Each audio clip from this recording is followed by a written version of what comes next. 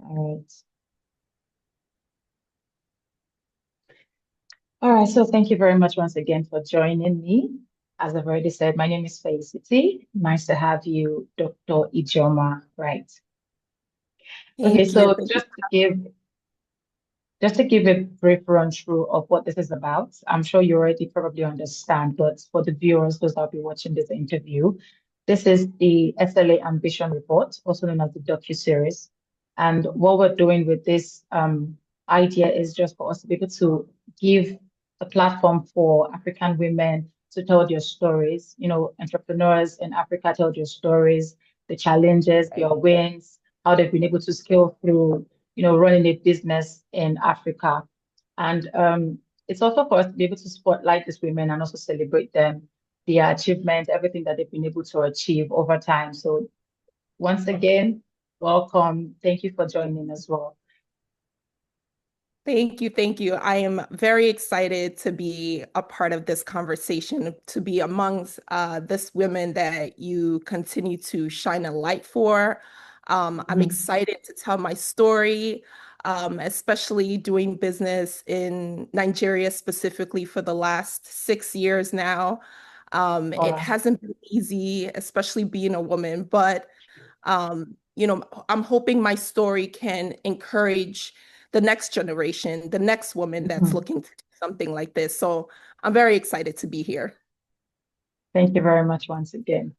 So to start with, how about you just take us through the beginning, take us back to the beginning.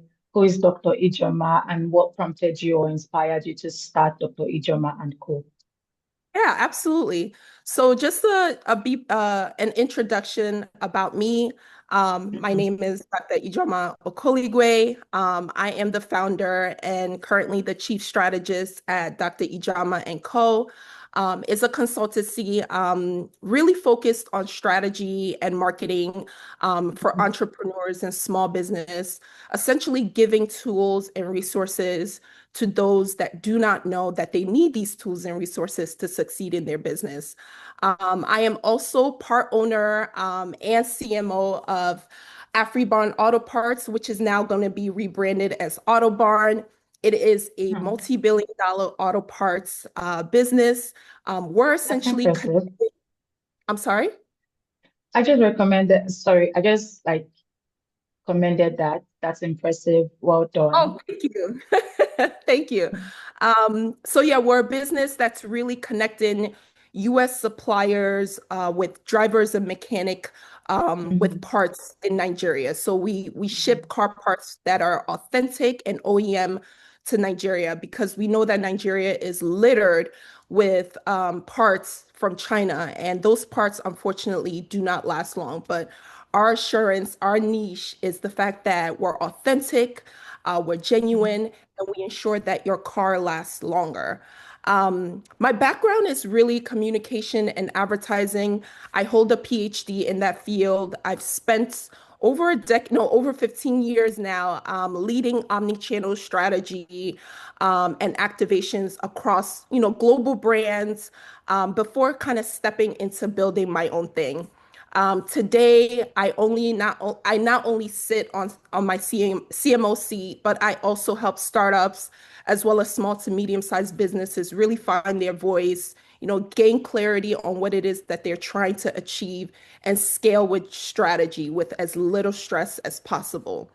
And then to answer your question specifically, what really inspired me, especially to kind of start this chapter in my journey. Honestly, after years of working in corporate, especially here in America, I realized that helping, brands, especially big brands, find their magic while kind of silencing my own. And the moment I decided to kind of step into this role, I wanted to build something that was really rooted in freedom, and authenticity, on impact, on really lending voices to women, and not Mhm. just it being about profits. So that's really the premise of, how I kind of kickstarted my consultancy. All right, that's nice. So basically, it's a story of you've been in corporate doing this for a lot of people, but now you want to do this for yourself. Absolutely. And not just for myself, but for fellow small businesses out there. Mm-hmm. Unfortunately, there's a lot of information resources that are not available to people like us. And by people like us, I mean specifically women founders, minorities, people of color. A Mm-hmm. lot of access and money and funds are really much more available to others. So I really want to shine a light to how you can get access to these funds, how you can get resources Mm-hmm. to help scale in a way that doesn't feel like you're behind, that you're losing the integrity of your business. So that's really how I support a lot of my clients these days. Mm-hmm. That's nice. That's nice. So we're going to definitely get to that part of funding and finding, the right access to funding because that is the major struggle that women in Africa face when it comes to funding their own businesses, right?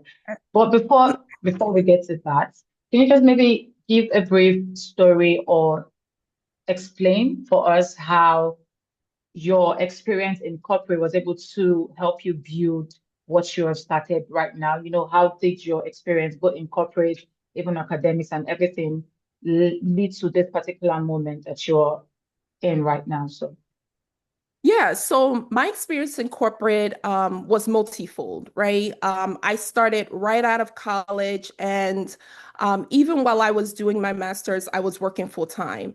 And as a daughter of an immigrant, as an immigrant myself, education was extremely important in my family. And not just, making money, not just, making profits. What impact are you leaving on the world? So really mhm, understanding that also shaped the which was media, marketing, advertising, activation, right?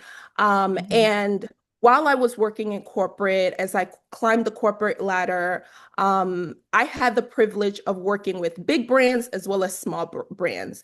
And mhm, unfortunately, a lot of the small brands, a lot of the small businesses ultimately get pushed out because they don't have the funds to hire agencies like mine or even, kind of have the necessary support to scale in the way that big brands are doing. And majority of these small brands are women led, are small, are minority led. And that really kind of shined a light on, what was really going on, right? I said to myself, like, of course I can continue making money if I continue working with these big brands. But was it fulfilling? Not really. Lining the pockets of the big boys is not great when you know that the little guys need the support that they truly need to get to the next level. So that was the main reason I started thinking about venturing out.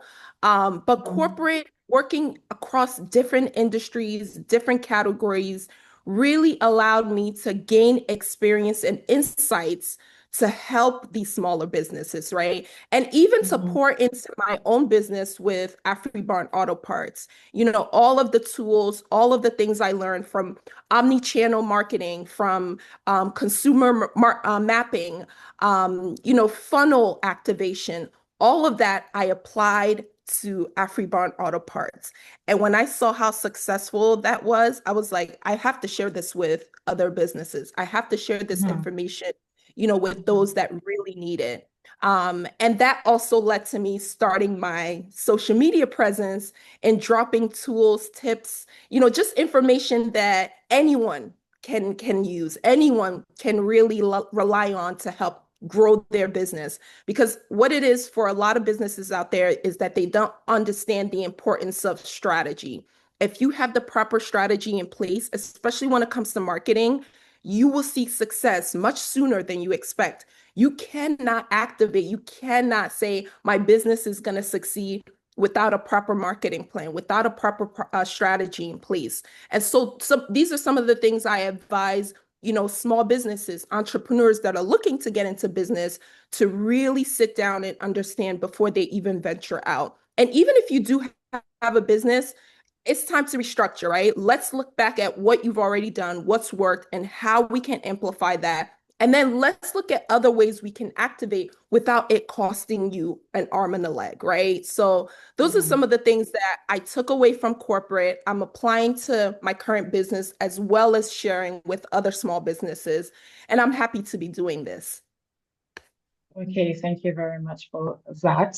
So I know we got more of the marketing aspect of what you do, but you did Yeah. mention on this call automobile parts selling and all Yes. that, right? So I want Yes. to maybe get a bit of your experience in that before we continue with other questions that we have on ground. I know that seems something like what is more male dominated, right? So how has it been in that field? You know, when you hear automobile, you're thinking this is something men would be more in. This is something that is more saturated by men. So how has it been for you as a woman in that particular space doing that particular business? Yeah, it's been isolating. It's been lonely, and I hate to kind of start it off like that, but I have to be candid, right? Mm-hmm. And I say lonely and isolating because even as I speak right now, I am the only woman on my C-suite level, right? And I'm Mm-hmm. very mindful of that. In a room full of men, um, it's so important to want to take the back seat because you think that your voice doesn't matter, your opinion doesn't matter. You doubt yourself, right? Imposter Mm-hmm. syndrome is so real when you're the only in any group, right? Even if no one is talking about it, you feel it as an individual. To be in this space, being the only woman on my C-suite level, where majority of women don't even find interest in pursuing, can be discouraging. But here's the reason why we have to continue to enter this space. Because we are the only, because we are the first, it's more important now, more than ever, for us to step into these roles. I know it's so easy for us women to pursue the soft lifestyle, right? The easy lifestyle, those industries that feel, very organic, very, very light. But what's a world without challenge, And how can we challenge the status quo if we're not stepping in rooms that's a little bit uncomfortable? So yes, there are moments where I've had to prove myself, where I've had to, speak up more than the other men had to because they're simply men. But despite that, I continue to push forward because I know where I'm going. And where I'm going is to encourage those that are looking to enter this space or that are currently in this space and need a little bit of encouragement, right? I Mm-hmm. think it's so important for women to step into these roles now more than ever because it's a global market that's shifting. We're seeing Mm-hmm. more and more women step into, more founder roles, more C-suite roles, Mm-hmm. more leadership Mm-hmm. roles.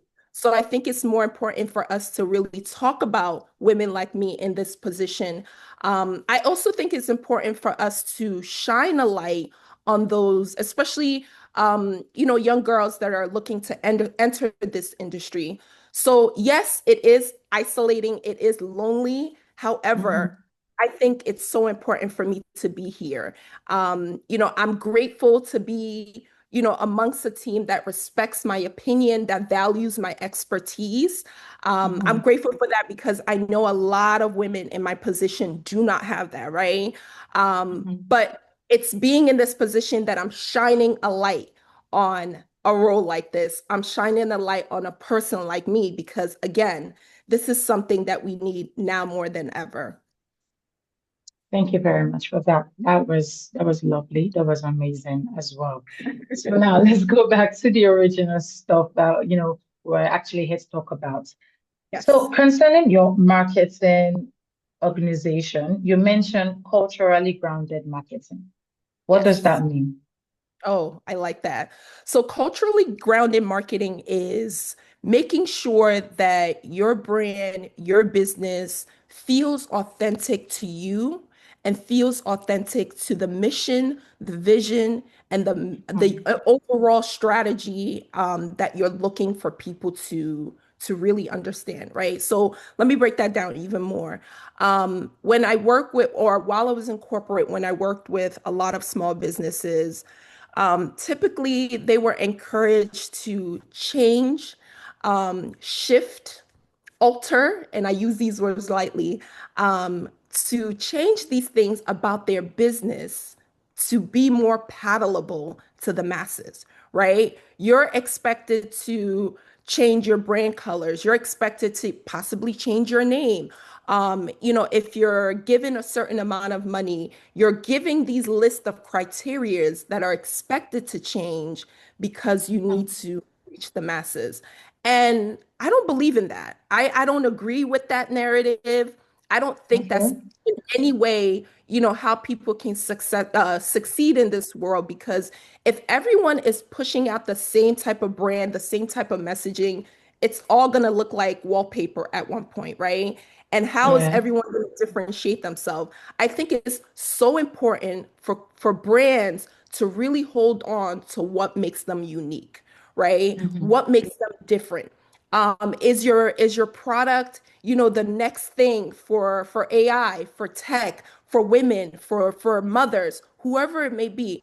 That differentiator is what makes you so important. And even more so when I work with brands, I make it a point to shine a light on that differentiator. I'm not here to tell you, oh, change to this. Why don't you try it like this brand is doing? I don't do comparison. I call out what's different and what's unique, right? So that for me is being grounded and rooted in culture, because our culture, especially being an African woman, especially being a Nigerian, I realize talking about these things that makes me different, that makes a brand different, is what people naturally gravitate to. So again, that's why I think it's so important for someone like me to step in and say, hey, you don't have to change who you are, what your brand is meant to believe in. I think it's important for us to even talk about it even more, to really amplify the voice, because this is what makes you unique. And what makes you unique is what's going to make you successful. Thank you very much. Just a follow-up question for that though.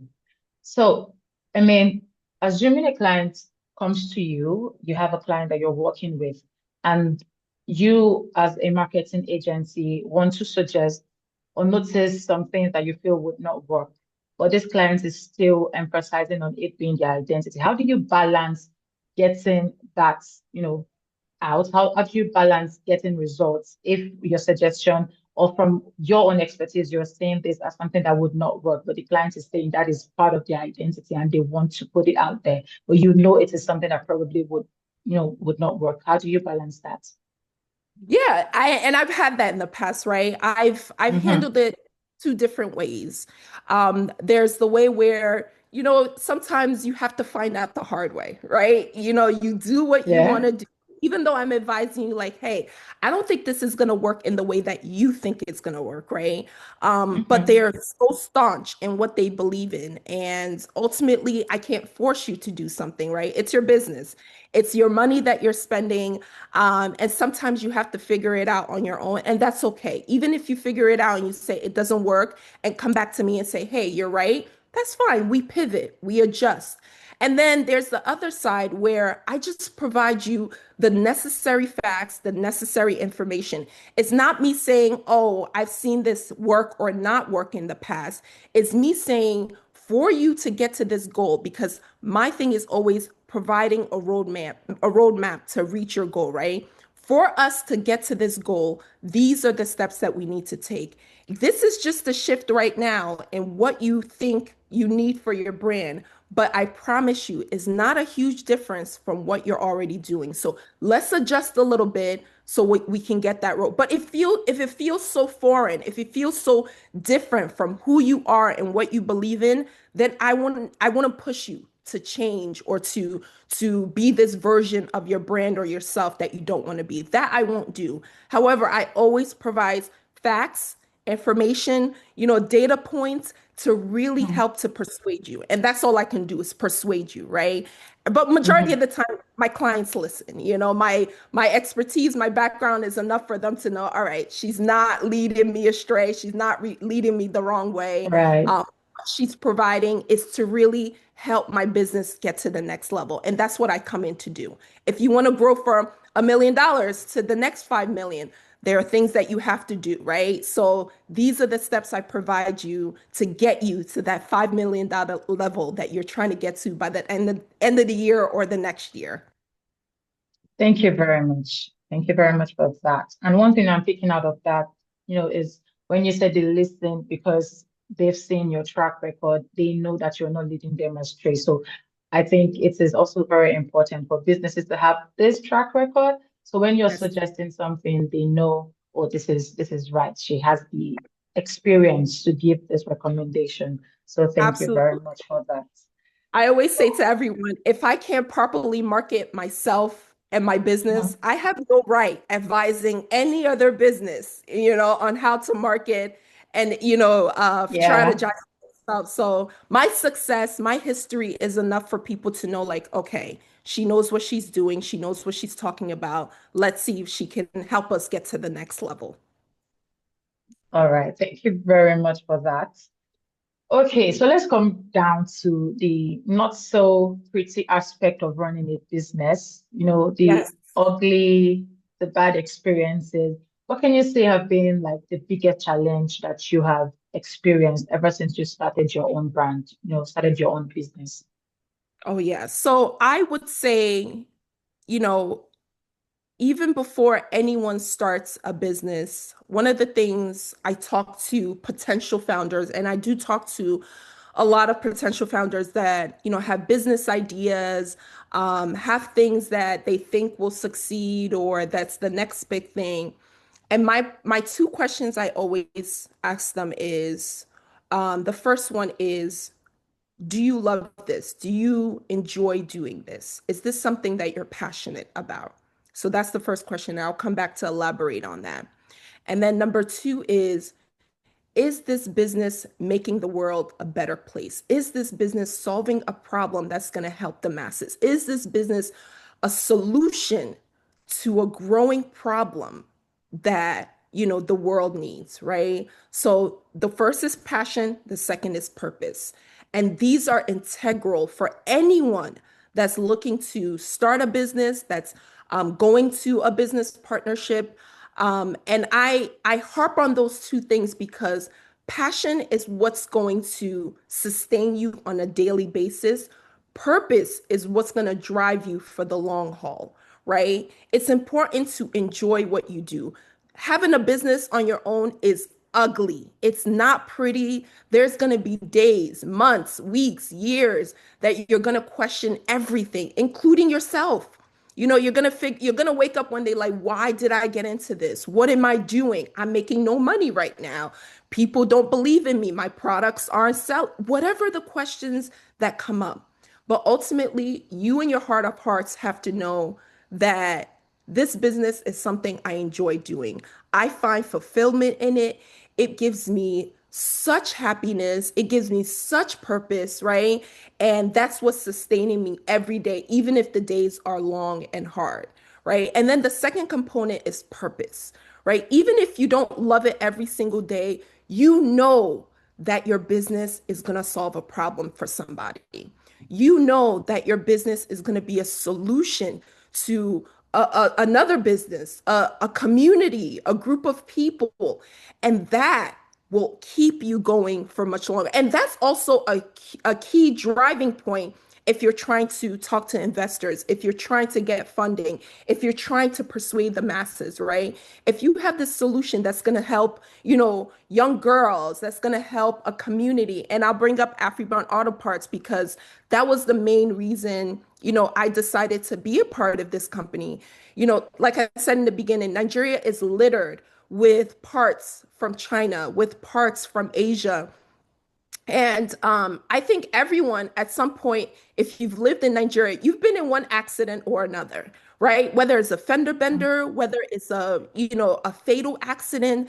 And a lot of it is because of the cheap parts that people purchase. A lot of it is because of the terrible, mass distribution of auto parts that's being sold and purchased by people in Nigeria, right?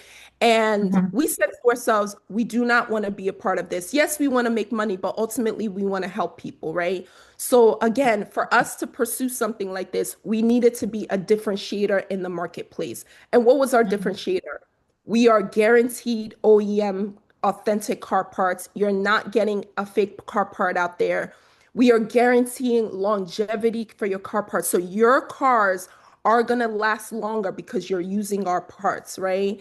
And Mhm. then something that's completely different for Nigerians that we do here in America, but we're applying to our business in Nigeria. Is we're guaranteeing maximum satisfaction of your car parts or your money back, right? For most Nigerian businesses, you're not getting money back when you're buying something, right?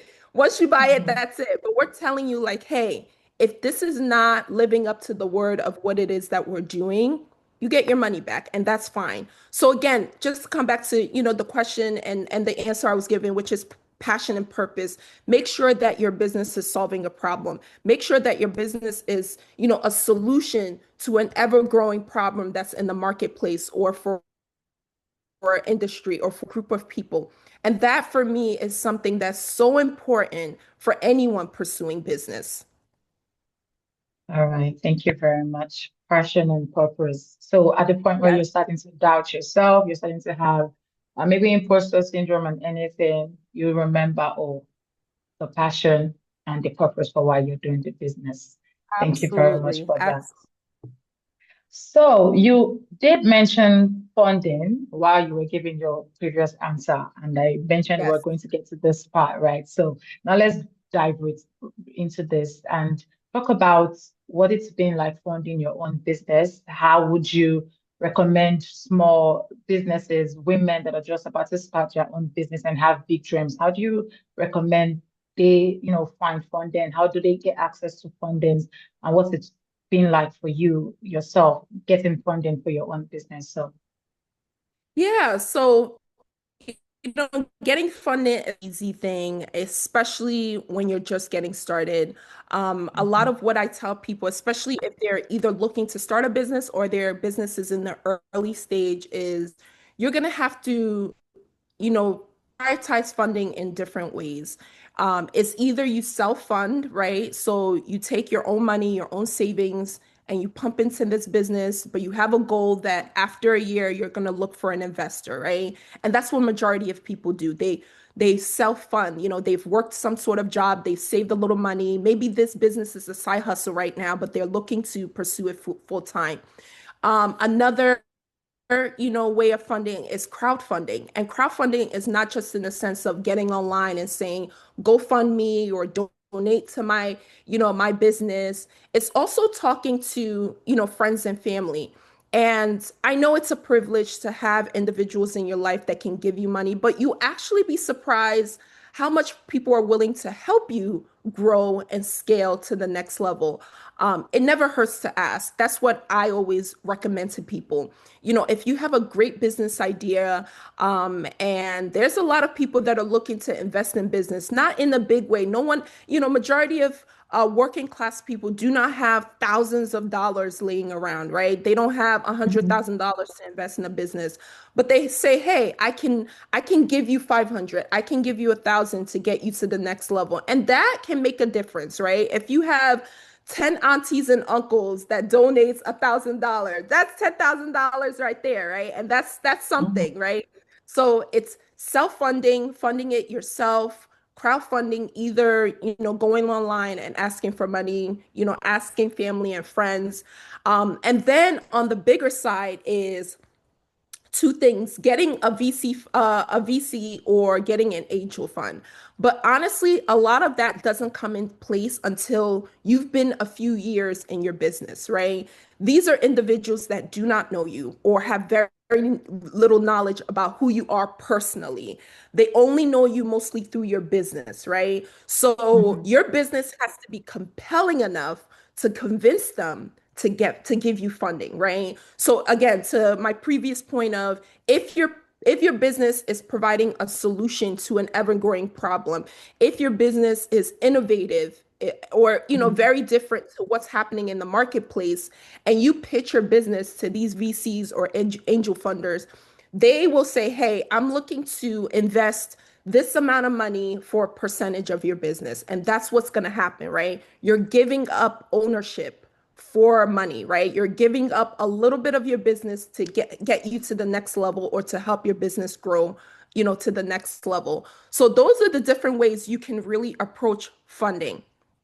Now, for me personally, as far as funding for my business, On the AfriBond side, we've actually had a few investors in the past that we've worked with. We've also used, family and friends in the mix. Right now, we're really looking to have, a bigger fund investor.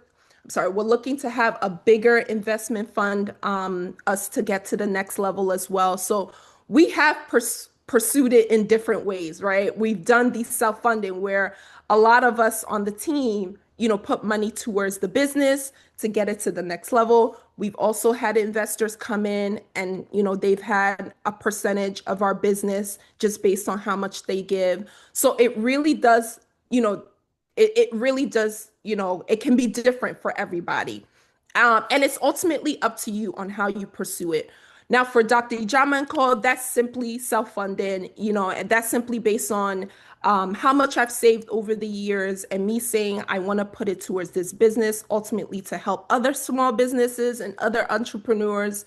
But yeah, you kind of have to sit down and look at your finances. You have to say, can I afford to do this business? Can I work my full-time job and do it on the side? And then when it gets to a certain point, I bring in an investor, right? Or I bring in a partner, right? That there are different ways you could kind of pursue it as far as funding, but either way, funding isn't easy, right? Because even when you get to the angel and investor level, there's a lot of things that there's some obstacles you face. There's some issues that will come up, right?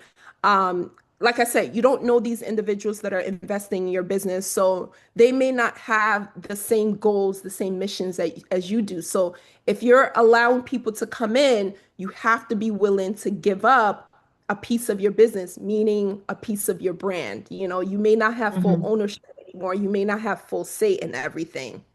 Mm-hmm. All right. Thank you very much. Of So as course. it is, we've, exceeded the scheduled time for this call, so we just have a We few minutes did. left. Oh, wow. Yeah, so just a few more questions to Yeah, round up this particular call. Of course, we can always do this another time if you're available. I am. Um, I okay, so one more question from my end.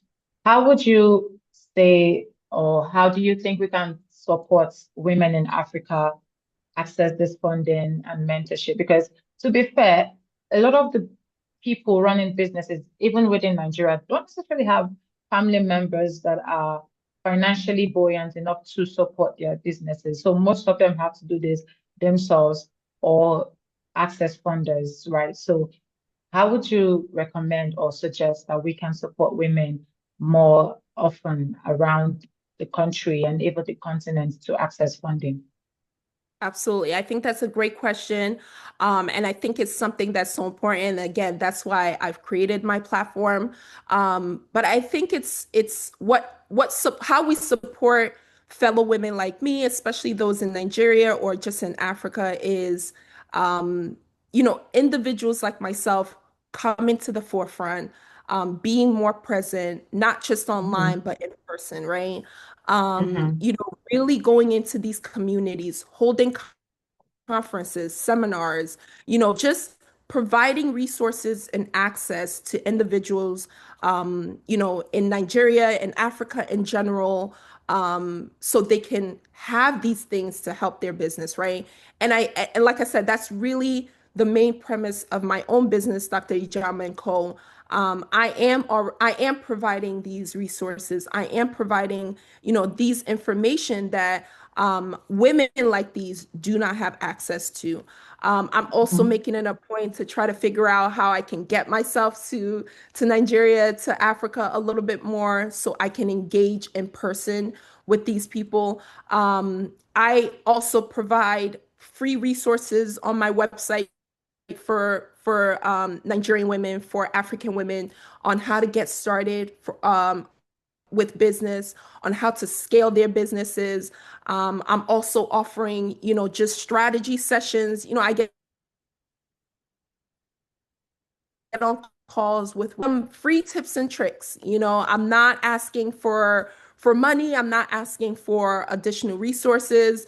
I'm providing all of this for them because again, I know Mm-hmm. they do not have that. Like you said, may not have the family to support them. They may not even have the funds themselves to support them. Majority of families in Nigeria, majority of families in Africa are just looking Mm-hmm. to just feed themselves, right? So the Mm-hmm. idea of funneling money into a business that's not guaranteed a return is scary, right? So Mm-hmm. again, I make myself available. I also talk to women like myself here in America to make themselves available, to provide Mm-hmm. information, to provide steps, to provide Mm-hmm. resources to Mm-hmm. women like this, to really help them grow and scale. So, again, my story, I'm hoping to help fellow women, to also help to tell their story, to again help us as African women, as Nigerian women, to really, grow on a bigger scale. So that's my own small part that I'm playing, and I hope that encourages, Yeah. another individual to do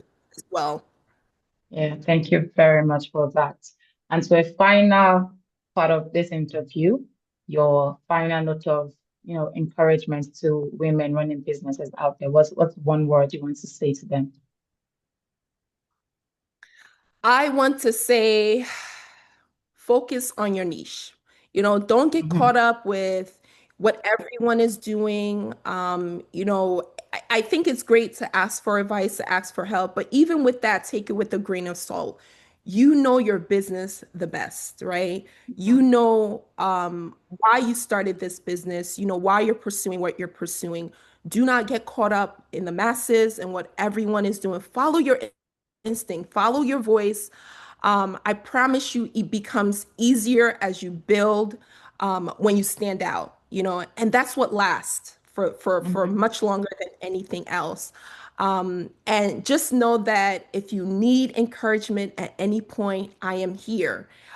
Even if it's just to talk, even if it's just to vent, even if it's just to talk about strategy or help you get your business to the next level, I am raising my hand to say, I am here to support you. Reach out to me. Mm-hmm. My social media is there. I answer messages every day, all day.